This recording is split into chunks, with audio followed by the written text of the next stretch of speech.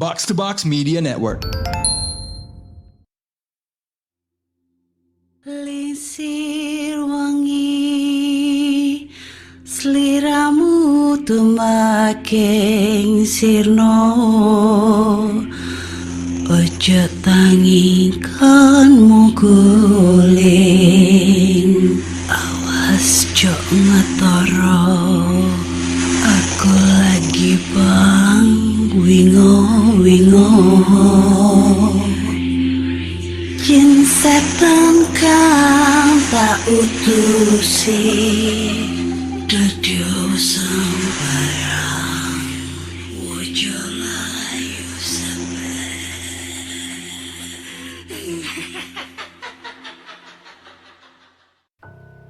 Hai Rek, ya apa kabar? Ketemu lagi dengan aku si Ana di podcast kisah horor. Dan kita bertemu di episode 282. Dan di episode kali ini aku akan bacakan cerita horor ataupun email berhantu yang sudah dikirimkan teman-teman melalui podcast kisah horor @gmail.com atau di Instagram podcast kisah horor serta Google Form yang lainnya tersedia di bio Instagram podcast kisah horor. Dan langsung aja kita bacakan cerita horor yang udah masuk ya. Wes gak usah ngurusi pemilu-pemiluan ya. Pemilu wis mari, siapapun presidennya, wis Pak Wowo, Bapak Gemoy. Jadi langsung aja kita bacakan cerita horor yang sudah masuk di email. Dan cerita ini datang dari Irfan. Hai Kak Ana, perkenalkan namaku Irfan. Jadi ini adalah pengalaman aku, beberapa banyak pengalaman aku yang pernah aku alami bertemu dengan setan. Jadi langsung aja. Jadi pada zaman dulu di hari Sabtu tanggal 6 Oktober, kita ada sesi prewedding di indoor sama outdoor dari jam 10 pagi sampai jam 9 malam.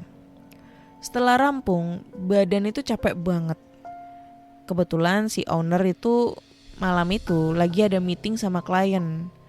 Alhasil jadi tinggal kita berdua. Akhirnya aku sama temen itu mutusin tidur di studio. Adem, ada AC-nya. Kira-kira jam 11-an aku dengar suara-suara kayak lemari yang dibuka tutup. Terus pintu juga dibuka tutup. Sama suara keran air yang nyala. Pantesan di dapur terang, kerannya nyala. Kami kira itu si owner udah datang. Kami bangun kriep-kriep mau ngasih hasil foto buat dicetak. Pas turun ke ruangan, si owner ternyata kosong. Doi belum nyampe. Mungkin tadi itu tikus kali ya, pikir kita dengan positif. Naik lagi deh kami buat lanjutin tidur. Pas buka pintu, di sofa yang biasa kita pakai buat properti, ada yang duduk pakai baju putih. Rambutnya kerdil atau pendek. Dengan ragu kita deketin sosok itu. Hingga kira-kira sampai jarak 5 meter, kami berhenti sejenak ambil nafas. Duh, menegangkan, sumpah. Dan tiba-tiba kepalanya itu nengok ke belakang 180 derajat ngeliatin kita. Mungkin ada sekitar 10 detik kita jadi patung. Terus langsung ngibrit turun. Dada juga tiba-tiba rasanya kayak kempes. Nafas gak punya aturan kayak gak pernah disekolahin. Ngibrit udah kocar-kacir sampai lupa teriak. Sampai akhirnya gubrak. Kami tersungkur pas di tangga dekat lantai bawah. Kita bangun lagi, terus lari lagi. Bodoh amat dah sama HP, dompet, laptop, kamera masih pada di atas. Yang penting kita selamat. Kita keluar studio, terus kunci pintu depan. Kunci kita bawa. Besok paginya si owner ini nelpon sambil ngomel-ngomel masalah kunci. Terus lampu, AC, komputer belum pada dimatiin. Kita berdua datang ke sana buat jelasin. Pas kita cerita, ternyata si owner ini malah kasih penjelasan kalau itu bukan penunggu asli di situ. Yang kemarin cuma numpang lewat dan maunya itu ngingetin kalau lampu belakang belum dinyalain. Dan di situ saya baru tahu kalau si owner ini punya kelebihan. Dan saya baru tahu lagi setelah dia jelasin kalau yang semalam itu kuntilanak berjenis kelamin laki-laki atau kuntil boy. Nah terus ada pengalaman lagi nih. Ini diceritain sama ibu aku pas waktu aku masih kecil, umuran 1 tahun waktu itu. Jadi papa aku tuh pernah kerja di Satpam di PT Aroban. Sekarang diganti jadi PT Aciles Multistrada di daerah Cikarang, Karawang. Jadi waktu itu aku masih umur 1 tahunan kak. Terus aku tuh sering sakit-sakitan waktu itu. Dan mama juga pernah 1 bulanan gak bisa jalan. Udah berobat di sana sini dan di mana-mana, tetap aja gak sembuh-sembuh. Pas dibawa ke saudara yang emang ngerti begituan, ternyata di tempat papa kerja aku itu ada Mbak Kuntilanak naksir sama papaku. Kemana-mana papaku tuh diikutin. Rupanya doi ini kesel kalau papa udah punya istri sama anak. Makanya kaki mama itu dipegangin terus sama dia biar gak bisa jalan. Kami pun akhirnya mengadakan pengajian dan walhasil Mbak Kuntilanak ganjen itu pergi. Katanya sih doi bukan penunggu pabriknya, tapi sekedar mampir terus naksir papa. Dan menurut teman papa, ternyata kerjaan Mbak Kuntilanak selama belum ketemu papa itu kalau malam suka loncat dari atap pabrik satu ke pabrik lain. Kemudian ini ada pengalaman lagi kak, pas aku SMA. Jadi tiap malam minggu pasti aku tuh ngapelin pacar aku. FYI rumah aku tuh biasa dijadiin tempat nongki sama anak-anak ABG. Jadi waktu itu ramai banget. Karena gak enak pacaran rame-rame, aku ajak nih pacar aku main di depan rumah tetangga yang masih saudaraan sama keluargaku. Di depan rumah itu ada pohon mangga. Gak terlalu gede. Dan anehnya pas di situ pacar aku malah nunduk mulu. Kamu kenapa sih nunduk-nunduk? Malu ketemu aku ya? Enggak kok, gak apa-apa. Ah yang bener, aku jelek ya? Enggak, bener. Aku gak enak aja ngomong sama kamu. Emang kenapa sih? Terus pacar aku bilang, coba lihat di pohon mangga. Pas pacar aku ngomong gitu, aku spontan ngelirik ke pohon mangga. Biasa aja, gak ada yang aneh di situ. Cuman ada plastik bening panjang, kayak plastik limbah ngegantung, kataku. Nah, si doi ini kekeh suruh ngeliat langsung ke situ. Ya udah, dengan kesel aku samperin. Apa sih cuma plastik doang? Dan setelah aku samperin, tahu-taunya ada sesosok perempuan pakai baju putih panjang. Rambut panjang nyampe bawah sambil nyengir-nyengir gak jelas. Aku balik lagi sambil ngomong, kayaknya kita gabung sama anak-anak aja deh. Tanpa mikir panjang, doi dorong aku, terus aku ngedorong motornya. Nah aku jalan santai tuh, seakan-akan gak ada apa-apa. Padahal pengen lari, terus teriak. Tapi entah kenapa gak bisa. Dan sedihnya lagi, pacar aku tuh sekarang udah jadi mantan. Sedih dong. Lalu cerita berikutnya nih kak. Jadi waktu itu aku sama keluarga itu tinggal di daerah Bekasi, tepatnya di Cikarang bagian timur. Nah di depan rumah aku itu ada akses jalan raya, yang sebenarnya ada kebun sama pemakaman keluarga. Jadi pernah sesekali orang rumah termasuk aku itu pernah dengar bunyi suara delman jam 1 sampai jam 2 malam. Suara delman itu berhenti tepat di pemakaman tersebut. Siangnya aku cerita tuh ke mama. Kata mama kalau dengar suara kayak gitu cuekin aja, gak usah ditengok. Itu suara almarhum para sesepuh mau lewat. Lalu kejadian lagi nih kak. Anjir banyak banget kejadianmu. Pas SMP, waktu itu aku ikut ekskul paskibra dan kebetulan terpilih jadi penjuru tinggi di tim inti. Ekskul ini populer banget sampai dari sekolah-sekolah lain juga ngasih aplaus. Tahun 2011 tim Paskibra kami dipilih ikut serta perlombaan antre atau baris berbaris sejabodetabek dan Banten. Kebetulan lokasi acara perlombaan juga berada di daerah Banten. Sehari sebelum lomba, pelatih nyuruh kami semua untuk pergi ke SMA negeri di Banten. Itu lokasi buat tes lapangan atau gladi resik. Kami nyampe sekitar jam 17:30. Dan setelah sholat maghrib sekitar jam 6:30, kita sepakat buat cek lapangan terus ngetes sampai jam 10 malam. Setelah gladi resik selesai, kami semua pun dikumpulkan di sebuah ruangan kelas seberang lapangan buat dengerin arahan pelatih. Gak tahu kenapa pas lagi konsen-konsennya dengerin pelatih ngomong, tiba-tiba ada yang pingsan. Lalu bangun lagi dan ketawa-ketawa gak jelas. Disusul yang lain pada kesurupan. Termasuk aku juga ikut-ikutan. Konon, hampir 5 jam tim PMR yang dibantu beberapa orang pinter nyoba nenangin mereka dan selesai badak subuh. Usut punya usut katanya kita itu berisik. Plus sebagian ada yang bengong mikirin masa depan. Ditambah lagi kecapean. Jadilah kami sasaran empuk hantu-hantu di situ. Dan yang paling parah lagi, pas kita semua pulang dari sana, hantu-hantunya itu masih ngikutin rombongan kami nyampe Cikarang. Berita acara kesurupan massal itu di sekolah itu bener-bener jadi berita paling heboh satu angkatan. Dan nyampe ke telinga Bapak Bupati waktu itu. Thanks Kak sudah dibacain cerita-cerita dari aku nih. Semoga bisa menambah dosis horor di podcast kisah horor. Sorry kalau ceritanya ini terlalu panjang, mungkin peletakan tanda baca yang kurang pas, dan mungkin kata-kata yang terlalu berlibet. Sukses selalu buat podcast kisah horor. Oke, thank you Irfan buat ceritanya.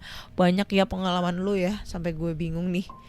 Tapi dari sekian banyak pengalaman yang lo ceritain ini, yang lo bagi ke pendengar podcast kisah horor, menurut gue yang paling serem sih di studio lagi bro.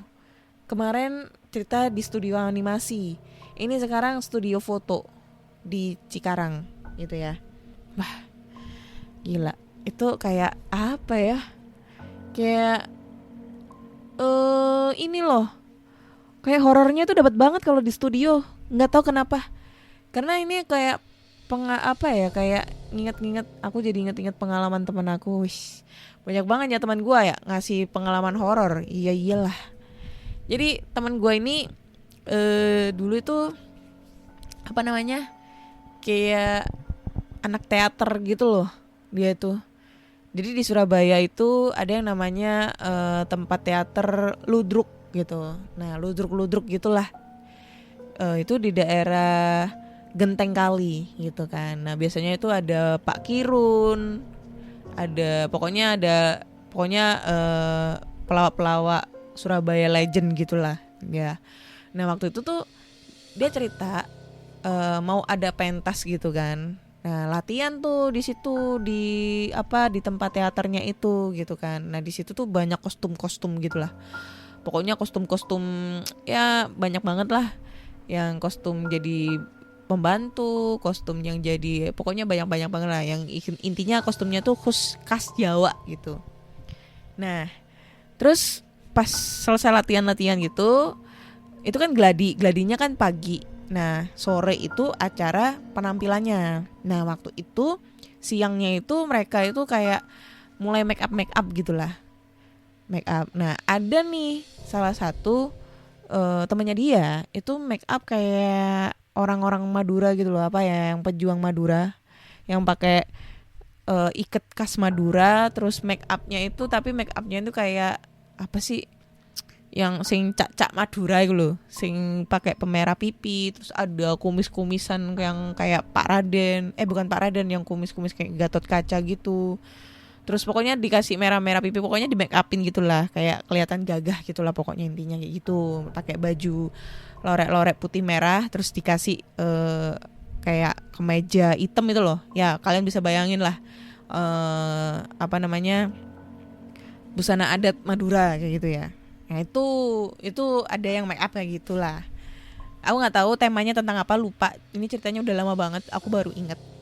Nah, pas di make upin itu, dia tahu ini cowok itu udah katanya tuh posisinya udah di make upin, terus dia tuh lagi duduk aja diem di pojokan gitu loh. Mungkin karena kan dia udah selesai make up, jadi dia nunggu teman-temannya yang lain. Dan teman aku tuh masih di make upin gitu loh sama temannya dia gitu kan, cewek teman aku.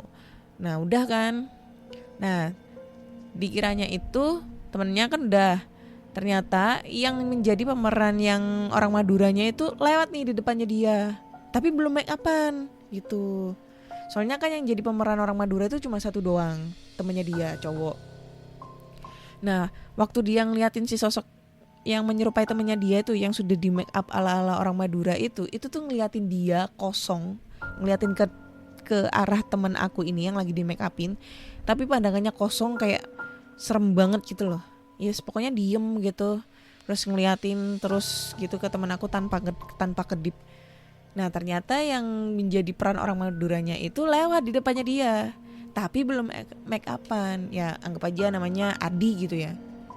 Loh Di, kayaknya tadi udah make upan, kok wes bawa hapus gitu kan, kok udah dihapus.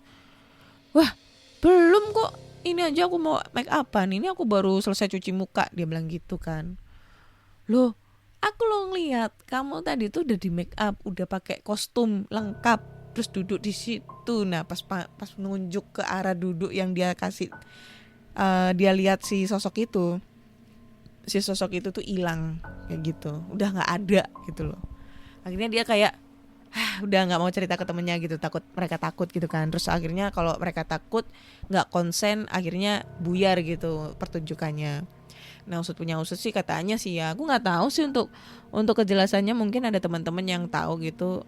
Tempatnya itu emang sedikit agak angker gitu, bukan angker sih, kita tahu ya setiap tempat itu ada penunggunya, tapi biasanya itu tempat yang biasanya ada kostumnya, ada kayak manekinnya, atau mungkin boneka-boneka yang ibaratnya itu untuk kebutuhan properti atau kebutuhan untuk pertunjukan, itu pasti terbilang serem kalau misalnya itu ditinggal sendirian, ditinggal di tempat gitu, jegrek, posisi lampu mati terus ditinggal gitu. Itu kayak udah ada kesan seremnya. Karena percaya apa enggak, biasanya itu makhluk halus, katanya sih ya, makhluk halus itu selalu masuk ke benda-benda yang menyerupai orang atau hewan. Misalnya nih boneka, manekin, lukisan, patung. Nah itu biasanya itu mereka bersemayam di situ kayak gitu, karena di situ katanya mereka bendanya itu menyerupai orang, ada tangannya, ada matanya, ada kakinya, ada badannya kayak gitu. Beneran guys. Kalau kalian nggak percaya, coba kalian lihat di YouTube gitu, YouTube-nya Ewing gitu kali ya, boneka-boneka yang berhantu. Makanya sampai sekarang gue tuh nggak mau punya boneka, takut coy. Nah teman-teman nih yang punya boneka, coba dicek boneka kalian kalau tiap malam itu gerak-gerak sendiri apa enggak. Jangan-jangan pas kalian tidur ternyata bonekanya kalian tuh jalan-jalan kayak boneka Chucky gitu. Anjir serem anjay gitu deh. Oke lanjut ke cerita berikutnya ya. Jadi kita lanjut aja ke cerita berikutnya. Dan cerita ini datang dari Silva. Judulnya adalah Jurnal Misteri Rumahku. Jadi rumahnya banyak misterinya nih. Oke. Halo Kak Ana, perkenalkan nama aku Silva.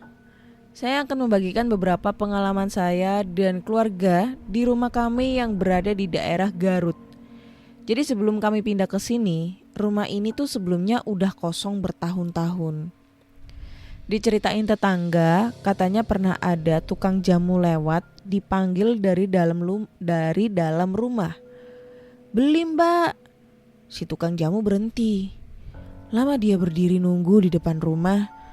Lalu tetangga ini gak sengaja pas mau keluar lihat si tukang jamu berdiri di situ. Sedang apa mbak? Tanyanya kepo. Lagi nunggu orang rumah ini, mau beli katanya. Loh, Rumah ini kan kosong. Si tukang jamu itu mukanya langsung pucat dan lari. Gak lama balik lagi, rupanya jamunya ini ketinggalan. Anjay. Nah, diceritain tetangga lagi bahwasannya dulu keranda mayat warga seringkali diinepin di rumah ini. Nah, setelah rumah itu dibeli oleh ibuku, yang tinggal di sana itu kakak sama temennya. Karena listrik masih belum dipasang, jadi kalau malam dipasang lilin. Tengah malam itu kakak kebangun kebelet pipis. Dia minta antar ke temennya untuk ke kamar mandi. Setelah selesai, temennya kakak kan jalannya di belakang sambil bawa lilin. Tiba-tiba doi ini gemeteran, tapi diem aja. Takutnya kakak ikutan gemeteran. Takutnya kakak ikutan takut. Keesokan harinya dia tuh baru cerita kalau waktu itu di antara mereka, persis di belakang kakak dan di depan dia, ada bayangan putih bergerak-gerak. Nah, setelah rumah itu ditempati, awalnya juga hawanya itu hambar gitu. Setelah maghrib, paling 1 atau 2 orang aja yang lewat di jalanan depan rumah. Sepi banget. Padahal rumah kami dan tetangga itu rapat. Untuk mencapai mufakat. Kalau siang hari juga cahaya matahari itu nggak masuk ke dalam, serasa jadi manusia goa lah. Petang menjelang malam, ibuku tuh sedang mengaji di kamar. Kebetulan kamar ibu itu di depan. Seekor ular yang merayap memasuki teras tiba-tiba terhenti dan menggelepar-gelepar kayak kepanasan. Kakakku yang lihat itu jadi bergidik. Aneh aja, ada ular kayak gitu. Ya logikanya itu kalau misalnya emang itu hewan beneran, pasti itu gak bakal ngegelepak-gelepak gitu kalau ngedengerin orang ngaji. Tapi ini enggak, malah ngegelepak-gelepak kayak kepanasan gitu, kayak ular lagi sakaratul maut. Lalu selanjutnya malam itu di rumah lagi gak ada siapa-siapa. Terus ada kakak doang deng. Doi lagi di kamarnya yang pintunya itu terbuka. Sedang TV ada di ruangan di depannya. Jadi dari tempatnya TV itu masih terlihat. Tiba-tiba channel TV-nya itu ganti-ganti sendiri. Padahal remote-nya ini kelihatan ada di atas TV. Kakak langsung bilang tuh, "Jangan ganggu, mau ikut nonton ya?" Tiba-tiba TV mati. Terus jadi nge-on lagi. Jadi pas dia TV-nya mati, diteriakin sama kakakku gitu, TV-nya mati, gak lama kemudian TV-nya nyala lagi. Nah waktu itu aku tengah tidur siang. Pintu kamar aku biarkan terbuka. Setengah sadar aku lihat ada orang yang lari cepet banget di depan pintu. Terus refleks dong aku nanya, "Siapa itu? Kok larinya cepet banget?" Gitu kan. Tapi aku tuh gak peduli. Terus aku tidur lagi. Cuma kayak setengah sadar gitu ngelihat. Terus siapa tuh? Kok larinya cepat? Terus aku tidur lagi gitu kak. Nah gak lama aku tuh tersadar lagi karena seseorang duduk di sampingku di tepi ranjang. Saat ku buka mata, mataku tuh berat banget. Tapi aku terus membuka walaupun susah. Dan terlihatlah sosok yang memakai baju sama persis kayak adikku. Rambutnya pendek sebahu, tapi wajahnya gelap banget, gak kelihatan. Ingin ku lari dan berteriak, tapi badanku tuh susah banget buat digerakin. Aku merem lagi sambil baca-baca doa di dalam hati. Tiba-tiba rambutnya itu dapat kurasakan di pipiku.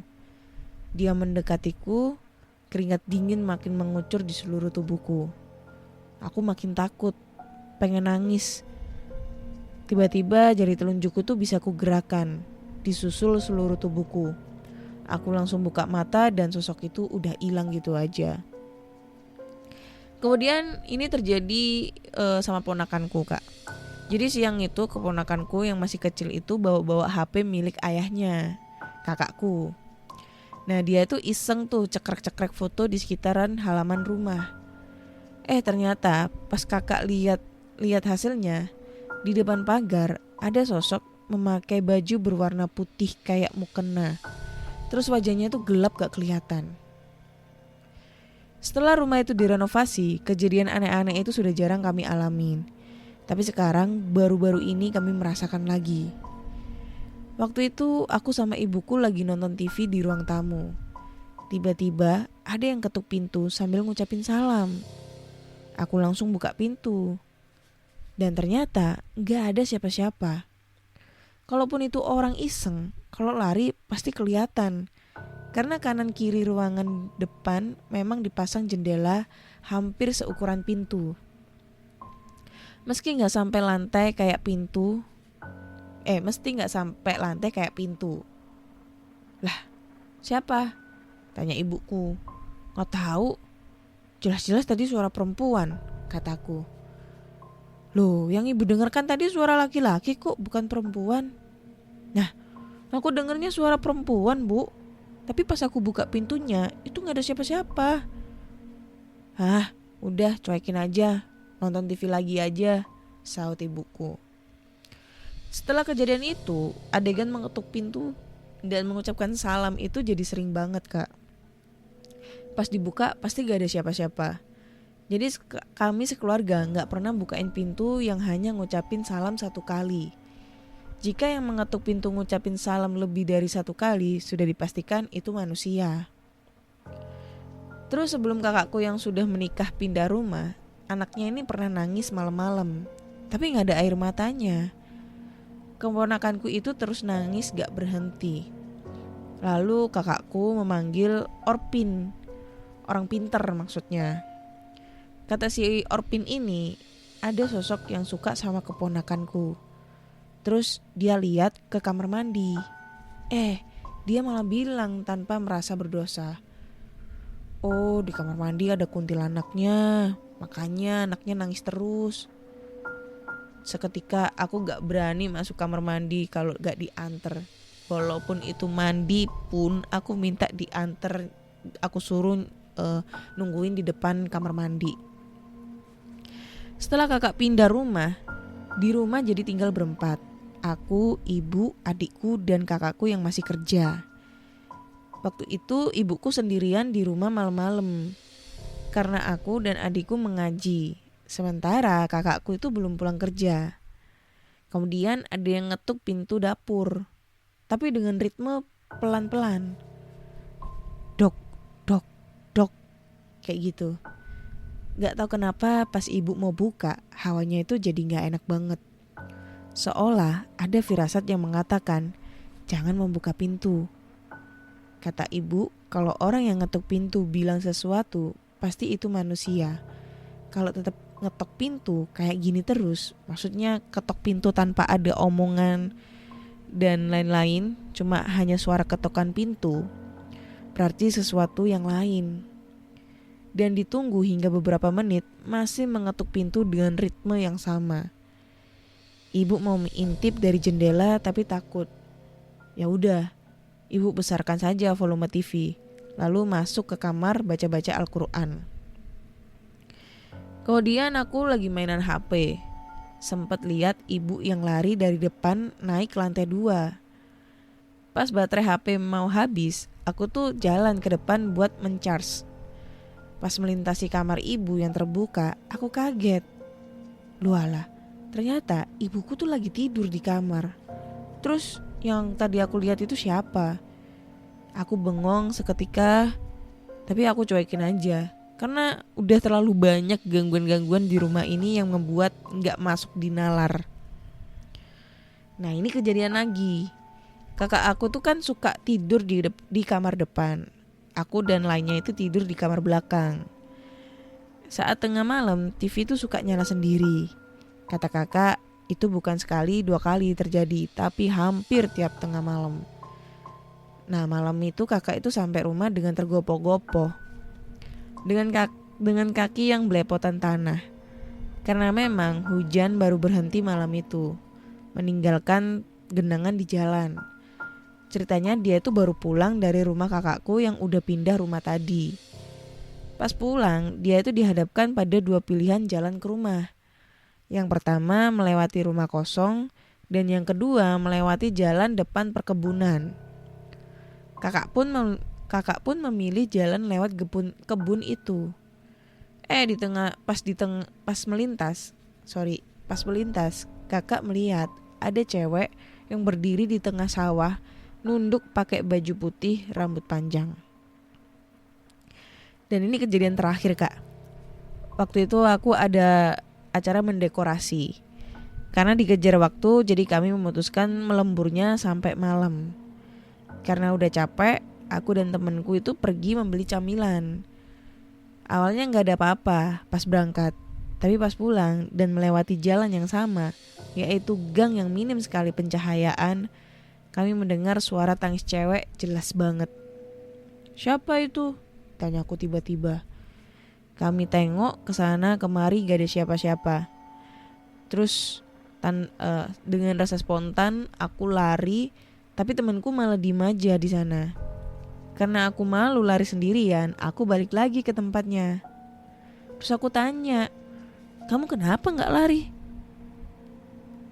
Terus temanku noleh melihatku. "Sil, tadi kamu denger yang nangis gak?" "Ya denger lah, makanya aku lari." Temanku malah lari duluan. Aku malah ditinggal. Jadi cukup sekian sih Kak pengalaman dari rumah yang aku tempatin ini. Dan sekarang aku sih udah pindah karena emang kejadian di rumah itu untuk horornya gak ada habis-habisan. Sampai adikku itu pernah kesambet setan. Sehingga ini yang memutuskan kita untuk pindah dari rumah itu. Thanks Kak udah dibacakan. Oke, thank you Silva buat ceritanya. Panjang banget ya. Sebenarnya ini ceritanya agak lompat-lompat gitu ya kejadiannya. Ngelompat lah timelinenya kayak gitu. Tapi aku masih bisa nyambung sih, nggak tahu kalau orang ngedengerin ceritaku nyambung apa enggak. Jadi si Silva ini menempati rumah kosong yang dibeli sama ibunya. Dan ternyata itu rumah ini itu udah kosong tuh bertahun-tahun. Dan kata tetangganya sih rumah ini pernah dijadikan tempat untuk menaruh keranda. Anjir, ini yang paling serem. Rumah buat naruh keranda. Ibaratnya kan pasti kan kalau rumah kosong gitu ya, rumah kosong gak berpenghuni bertahun-tahun, tetangga itu kan pasti memanfaatkan kan lahan tersebut, entah itu buat naruh keranda, entah itu buat acara hajatan gitu kan. Maksudnya kalau ada acara hajatan orang nikahan gitu, bikin panggung di situ atau kayak gimana kayak gitu, kayak dimanfaatkan gitu kan. Tapi yang paling serem sih kalau buat naruh keranda. Anjir. Keranda bekasnya orang untuk ngangkut jenazah gitu. Terus ditaruh di situ. Kan eksistensinya itu kan macam-macam ya kan. Nggak tahu kan yang nempatin itu keranda siapa aja, entah kuntilanak, pocong. Kalau pocong mah udah jelas karena kita nanti meninggal juga pakai pocong-pocongan. Tapi kan kayak serem banget sumpah. Gue itu emangnya orangnya emang agak skeptik ya. Maksudnya kayak skeptik itu kalau misalnya tidak ditampakkan secara langsung di depan mata. Tapi kalau misalnya gue disuruh datang ke balai RW ya, biasanya itu kan kalau kita ada keperluan minta surat keterangan ke balai RW, ke Pak RW atau apa, kan datangnya ke balai RW. Nah kalau balai RW di tempatku itu, ini balai RW, di samping balai RW itu ada ruangan. Nah ruangannya itu khusus untuk naruh keranda mayat sama bisa dibilang kayak, kalian tahu tirai ijo, warna ijo yang buat nutupin mandiin jenazah, sama kayak amben buat mandiin jenazah. Nah itu ditaruh di situ coy. Nah rumah aku tuh kalau misalnya mau kemana-mana, mau keluar rumah gitu ya, mau keluar rumah ataupun pokoknya akses jalanku tuh ngelewatin balai RW tersebut, ngelewatin di samping balai RW tersebut yang buat naruh keranda mayat. Jadi kalau misalnya gue abis main gitu pulang kemalaman jam 10 jam 11, kalau ngelewatin area situ, secara refleks itu pasti ngelihat ke arah ruangan buat nyimpen keranda tersebut. Tapi gue nggak pernah ngeliatin apa-apa sih, karena di situ memang nggak ada jendelanya, cuma tembok-tembok terus ada pintu gitu loh. Mungkin memang sengaja nggak dikasih jendela kali ya. Tapi kayak ada rasa penasaran banget gitu loh. Pokoknya refleks ngelihat ke arah ke arah apa namanya tempat tersebut.